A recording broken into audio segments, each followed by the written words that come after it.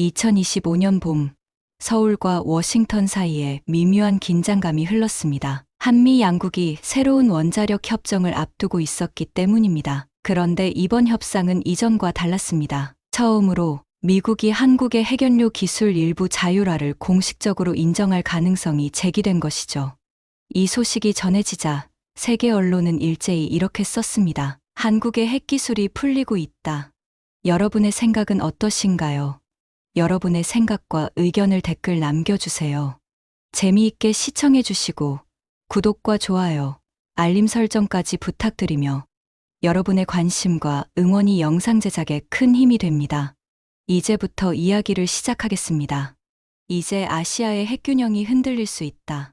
이 말은 과장이 아니었습니다. 한국은 오랫동안 미국의 원자력 협정, 즉 123협정에 따라 핵연료 재처리와 농축 기술을 독자적으로 개발할 수 없었습니다. 1970년대 핵 확산을 막기 위해 만들어진 이 협정은 미국의 기술을 사용하는 모든 국가에 적용되는 규정이었죠.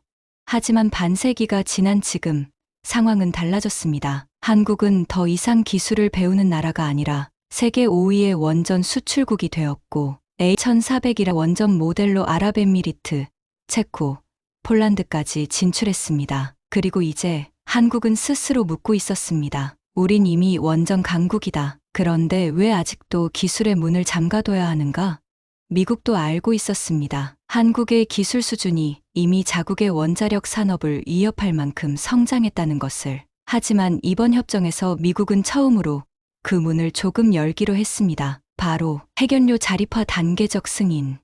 이는 한국이 더 이상 단순히 연료를 공급받는 수동적 파트너가 아니라 스스로 핵연료를 제조하고 관리할 수 있는 독립형 기술국으로 인정받는 첫 신호였습니다. 이 소식이 공개되자 일본과 중국이 즉각 반응했습니다. 도쿄의 한 외교 전문가는 이렇게 말했습니다. 한국이 핵연료 자립을 시작한다면 동북아의 에너지 구도는 완전히 달라질 것이다. 중국은 더 직접적이었습니다. 한국이 미국의 승인을 받아 핵기술을 자율화하면 군사적 균형이 깨질 수 있다. 하지만 한국 정부는 단호했습니다. 우리는 군사적 목적이 아닌 평화적 자립을 추구한다. 에너지를 무기로 삼지 않고 기술로서 국익을 지킨다. 그 말은 단순한 외교적 수사가 아니었습니다. 한국은 이미 10년 넘게 하이롭쟁이라는 독자적 기술을 개발해왔습니다. 이 기술은 사용 후 핵연료에서 우라늄과 플루토늄을 분리해 다시 연료로 활용하는 첨단 재처리 기술입니다. 즉, 폐기물을 줄이고 자원을 다시 쓸 수 있게 하는 혁신적인 시스템이죠. 그런데 이 기술이 문제가 된 이유는 하나였습니다. 바로 이 과정에서 플루토늄이 분리될 수 있다는 점.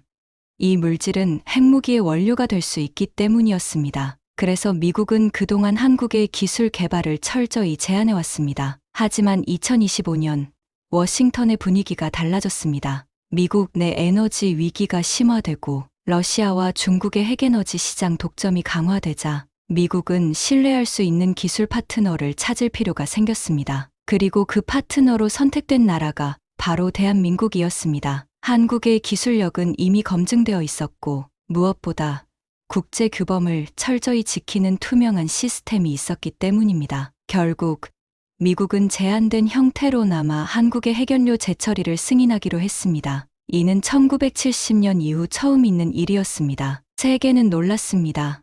워싱턴 포스트는 이렇게 썼습니다. 한국은 이제 원자력의 소비국이 아니라 공급국이다. 파이낸셜 타임스는 경고했습니다. 이 협정은 단순한 기술 문제가 아니라 새로운 권력의 시작이다. 그리고 블룸버그는 이렇게 결론지었습니다. 한국은 핵기술의 문을 열었다. 그 문은 다시 닫히지 않을 것이다. 이 모든 변화의 중심에는 한 나라가 50년간 지켜온 인내와 신뢰가 있었습니다. 한국은 핵을 무기로 쓰지 않았습니다. 대신 원자로를 수출했고 안전 기준을 강화했고 세계에서 가장 투명한 원자력 관리 체계를 만들었습니다. 그 결과 지금 한국은 핵을 두려움이 아닌 기술로 이야기하는 나라가 되었습니다. 이제 한국은 새로운 길 위에 섰습니다. 한미협정 개정 이후 한국은 핵연료 자주국으로서 자체 연구소와 기업을 중심으로 차세대 원자로 소유 개발에 박차를 가하고 있습니다. SMR은 기존 대형 원전보다 훨씬 작고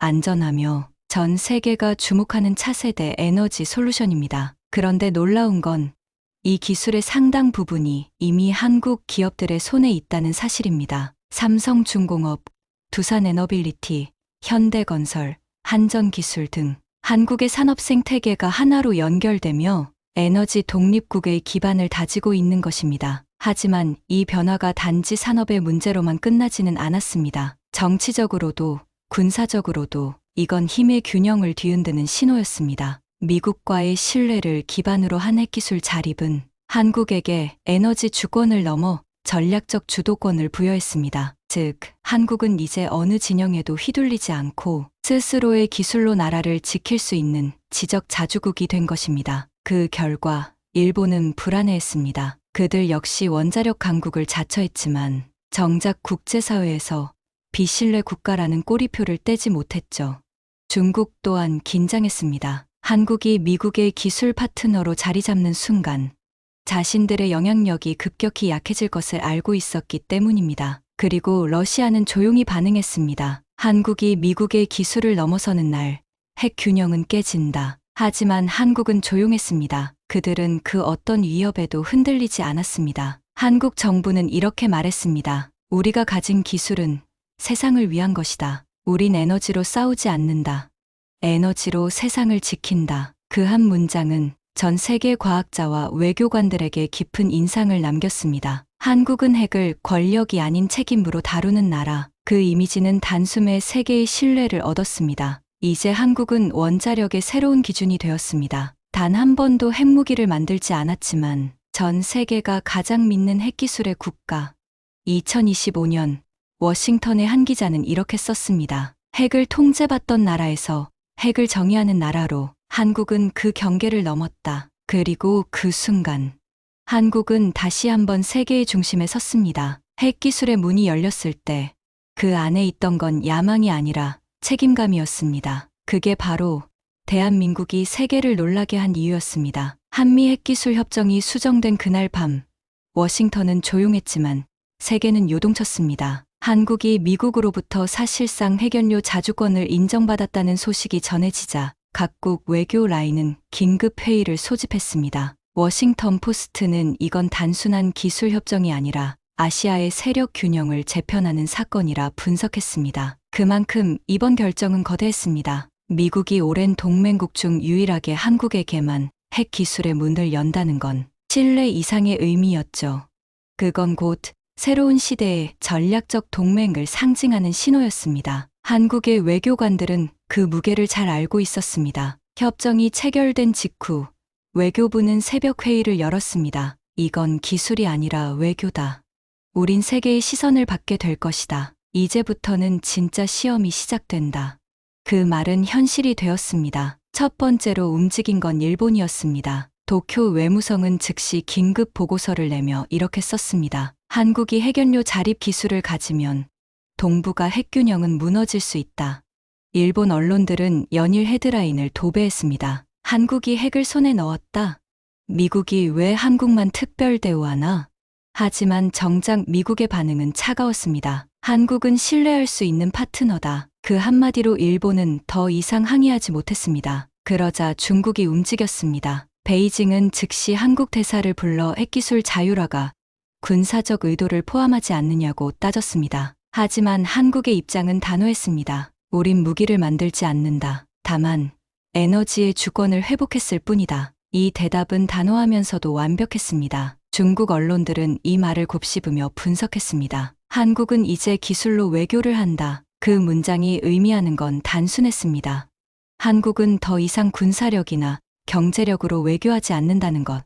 이제 한국의 무기는 기술력과 신뢰였습니다. 미국 내에서도 논쟁이 있었습니다. 일부 정치인들은 한국이 너무 빨리 자립할 수 있다며 우려를 제기했지만 백악관은 조용히 그 논쟁을 잠재웠습니다. 그 이유는 명확했습니다. 한국은 이미 미국보다 앞서 있는 분야가 있었기 때문입니다. 초로형 기술, 2차 세대 원전 기술은 이미 한국이 세계 시장을 주도하고 있었고 미국조차 한국의 설계와 부품에 의존해야 하는 상황이었습니다. 즉, 한국의 핵기술 자율화는 미국의 경제적 이익과도 직결되어 있었던 겁니다. 그래서 미국은 선택했습니다. 견제 대신 협력.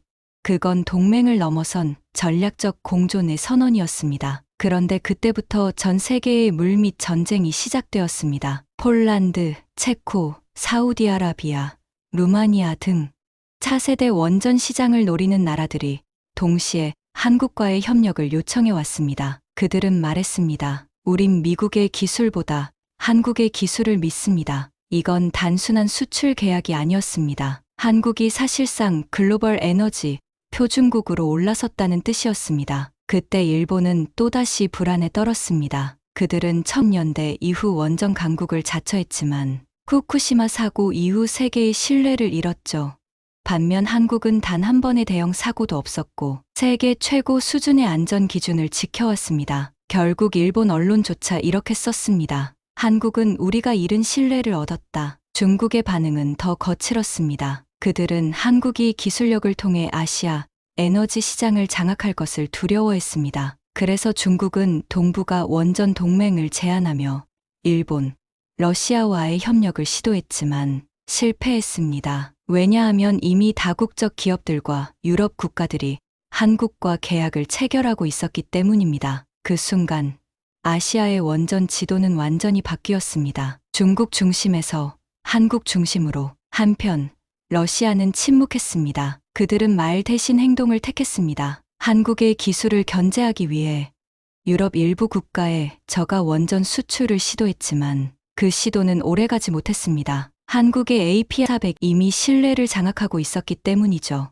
러시아의 기술이 값싼 선택지라면 한국의 기술은 안전과 미래였습니다. 이때 전 세계 과학자들은 조용히 한 가지를 깨닫고 있었습니다. 한국은 더 이상 기술 후발주자가 아니라 핵에너지의 새로운 기준을 만드는 나라가 되었다는 것. 그리고 그 기준은 무기가 아니라 윤리 위에 세워져 있었습니다. 그런데 세계의 시선이 한국으로 집중되자 내부에서도 조용한 논쟁이 시작됐습니다. 우린 너무 빠르게 가고 있지 않은가?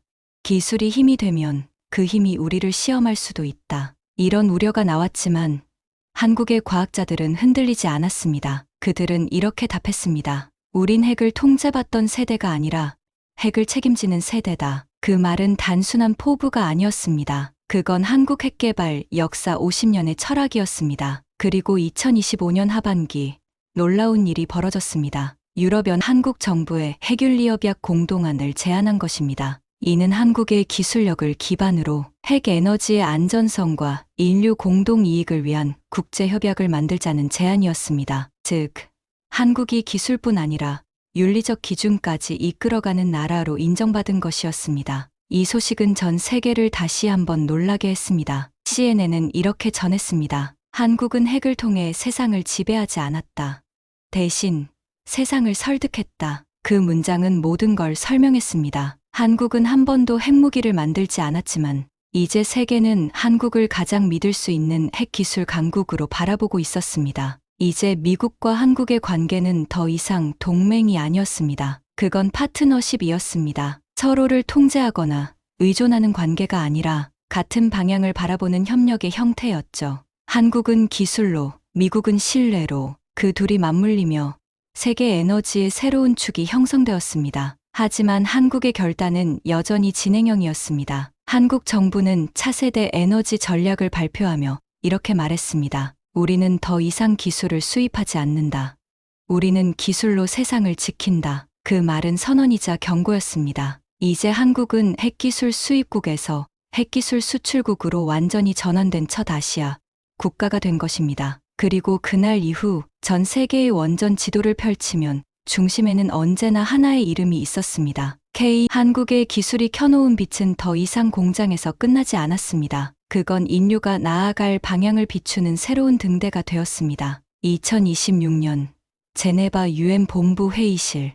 수십 개국의 대표들이 모여 차세대 에너지 윤리 협약 초안을 논의하던 날 회의장은 조용했습니다. 그날 단상에 오른 사람은 미국도 프랑스도 아니었습니다. 바로 한국 외교부 장관이었습니다. 그는 한 문장으로 회의의 분위기를 바꿨습니다. 우린 핵을 두려움으로 시작했지만 이제는 책임으로 다루고 있습니다. 그 말은 단순한 발언이 아니었습니다. 그것은 한국이 만든 새로운 핵의 철학이자 전 세계가 따르게 될 K의 표준 K 뉴클리어의 선언이었습니다. 이 모든 것은 2025년 한미협정 이후부터 시작되었습니다. 한국이 핵기술의 문을 열고 자율화를 인정받은 순간 세계는 새로운 기준을 원했습니다. 누가 기술을 가질 수 있는가 보다 누가 기술을 올바르게 쓸 수 있는가로 패러다임이 바뀐 겁니다. 그 변화를 만든 나라가 바로 대한민국이었습니다. 한국은 기술을 통해 힘을 얻었지만 그 힘을 과시하지 않았습니다. 대신 책임과 투명성이라는 단어로 핵을 다시 정의했습니다. 그 시작은 한국이 주도한 국제회의에서 비롯됐습니다. 이 회의의 이름은 KF 포럼 Korean Nuclear Forum. 전 세계 원전 기술자와 과학자, 윤리 전문가들이 모여 핵기술의 안전 기준과 인권 기준을 함께 논의하는 새로운 틀을 만든 자리였습니다. 이 포럼은 곧 세계의 중심이 되었습니다. 미국과 유럽의 과학자들이 한국의 시스템을 배우러 왔고 한국의 표준이 국제원자력기구 IAEA의 새로운 규범이 시작했습니다. 한국의 접근 방식은 단순했습니다. 기술의 목표는 인간이다.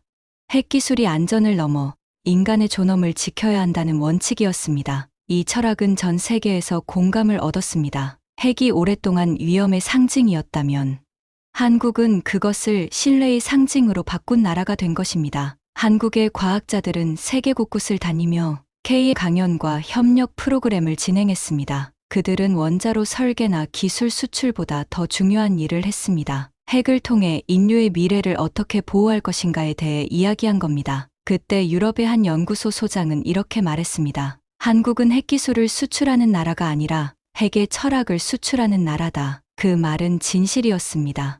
한국의 원전 수출 계약에는 언제나 한 문장이 붙었습니다. 안전과 투명성은 기술보다 앞선다.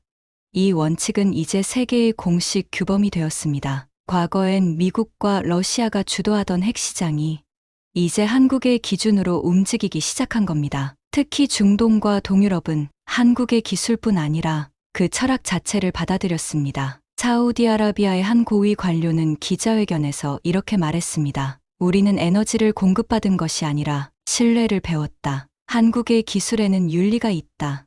그 말은 한국이 만들어낸 변화의 본질을 가장 정확히 표현한 말이었습니다. 그러나 이 변화는 단순히 기술적 성공의 결과가 아니었습니다. 그 뒤에는 오랜 시간의 신뢰와 검증이 있었습니다. 한국은 단 한 번도 핵무기를 시도하지 않았고 핵학 모든 조건을 철저히 준수했습니다. 그런 국가가 기술의 자율권을 얻게 되자 세계는 핵보유국보다 핵신뢰국을 더 중요하게 보게 된 겁니다. 즉, 한국은 힘의 국가가 아니라 신뢰의 국가로서 새로운 시대의 리더로 부상했습니다. 하지만 모든 나라가 이 변화를 반겼던 건 아닙니다. 중국과 러시아는 불편했습니다. 그들은 기술 패권을 잃고 있었고 한국이 국제 규범을 주도하는 걸 탐탁지 않게 여겼습니다. 특히 러시아는 IAEA에 이렇게 발언했습니다. 한 나라가 세계의 기준이 되어선 안 된다.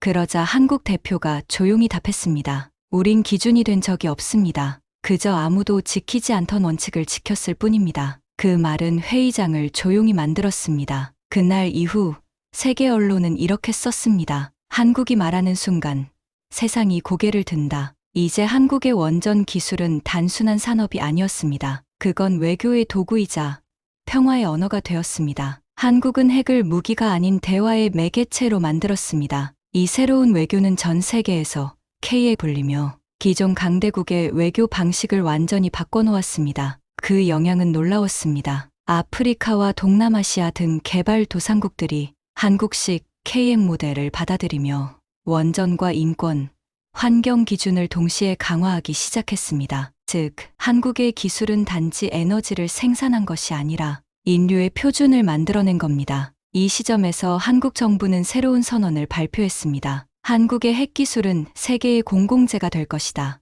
이 선언은 국제사회에 큰 반향을 일으켰습니다. 한 나라가 자신의 기술을 독점하지 않고 전 인류의 안전을 위해 공유하겠다고 선언한 건 전례가 없었기 때문입니다. 이 선언 이후 유엔은 한국을 중심으로 글로벌 에너지 윤리 연합체 출범시켰습니다. 한국은 의장국이 되었고 이제 세계는 한국의 기준으로 움직이기 시작했습니다. 그때 미국의 한 학자는 이렇게 평가했습니다. 한국은 핵을 통해 힘을 얻은 것이 아니라 핵을 통해 신뢰를 증명했다. 그 말은 한국이 이룬 가장 위대한 성취를 요약한 문장이었습니다. 2026년 말 서울에서 열린 국제 핵포럼에서 세계 각국의 과학자와 외교관들이 모였습니다. 그 자리에서 한 젊은 한국 과학자가 단상에 올라 말했습니다. 핵은 인간이 만든 가장 위험한 기술이지만 그것을 책임으로 바꿀 수 있는 나라도 인간입니다. 순간 회의장은 조용해졌고 그 후 30초간 이어진 기립박수는 한국이 만든 새로운 시대를 상징하는 장면이 되었습니다. 그날 이후 전 세계의 언론은 한국을 이렇게 불렀습니다. 핵을 통제한 나라, 기술을 인류의 언어로 바꾼 나라. 한국은 그렇게 기술을 넘어서 철학이 되었습니다. 2027년 파리 유네스코 본부 세계에너지 윤리 헌장이 채택되는 역사적인 날, 회의장 중앙에는 하나의 문장이 새겨져 있었습니다. 기술의 목적은 인간이다.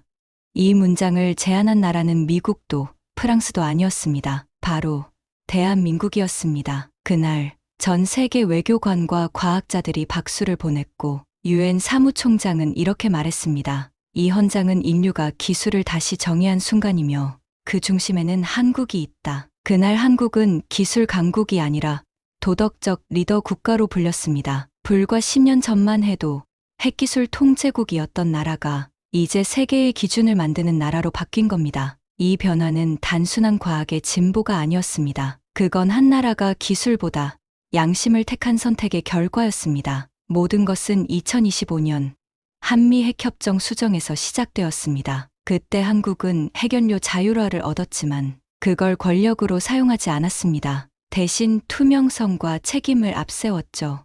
그 조용한 선택이 결국 세계를 바꿔놓았습니다. 한국은 그 뒤로 매년 국제회의를 주도했습니다. 핵윤리 포럼, K에너지, 세계 원자력 안전 의정서 등 수많은 조약과 규범이 한국의 이름으로 시작되었습니다. 그 가운데 하나, K협약은 인류 역사상 처음으로 핵기술의 경제적 가치보다 도덕적 기준을 우선시한 문서였습니다. 이 협약은 73개국이 공동 서명하며 전 세계의 공식 기준이 되었습니다. 이제 세계의 원전은 더 이상 미국식도 프랑스식도 아니었습니다. 그들은 기준을 따르고 있었습니다. 그 말은 곧 한국이 세계 에너지 질서를 주도하게 되었다는 뜻이었습니다. 그 영향력은 정치로도 이어졌습니다.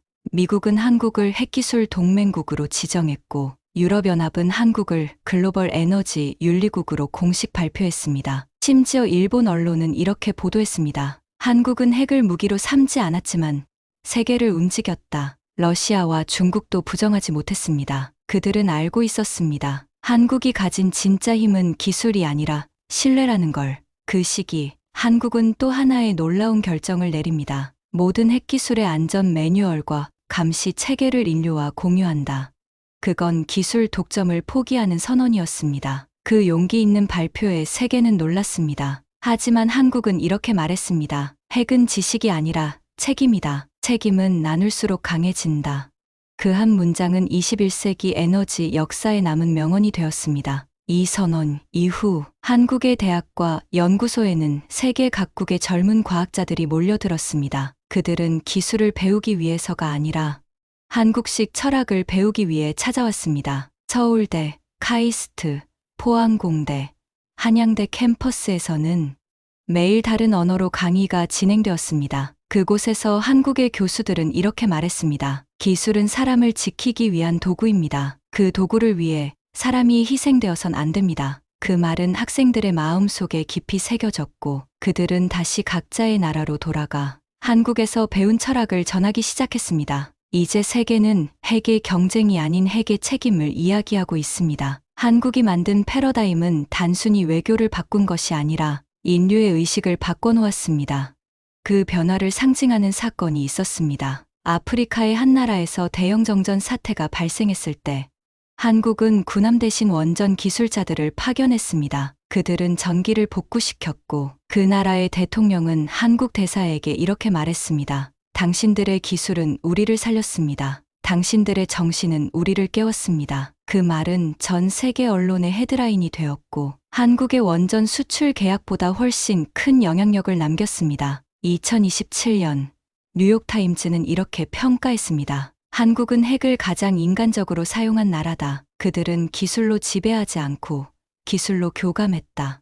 그 문장은 한국 외교의 본질을 완벽하게 설명했습니다. 그러나 한국의 여정은 끝이 아니었습니다. 이제 한국은 또 하나의 질문을 던졌습니다. 핵 이후의 세상, 우리는 무엇을 지켜야 하는가? 그 질문은 단지 과학의 영역이 아니라 인류의 철학이 되었습니다. 한국은 K의 표 바탕으로 다음 세대의 기술, 즉 청정융합에너지 연구를 본격화했습니다. 그들은 목표를 이렇게 정의했습니다. 핵의 한계를 넘어 인간과 지구가 함께 지속 가능한 길을 찾는다. 이 프로젝트의 이름은 전30, 미국과 유럽, 일본까지 합류했지만 그 중심에는 한국이 있었습니다. 한국은 그 누구도 상상하지 못한 일을 현실로 만들고 있었습니다. 핵을 정복한 나라에서 이제는 핵을 초월한 나라로 나아가고 있었던 겁니다. 그날 밤 서울 한강변에서 열린 국제 포럼의 마지막 장면.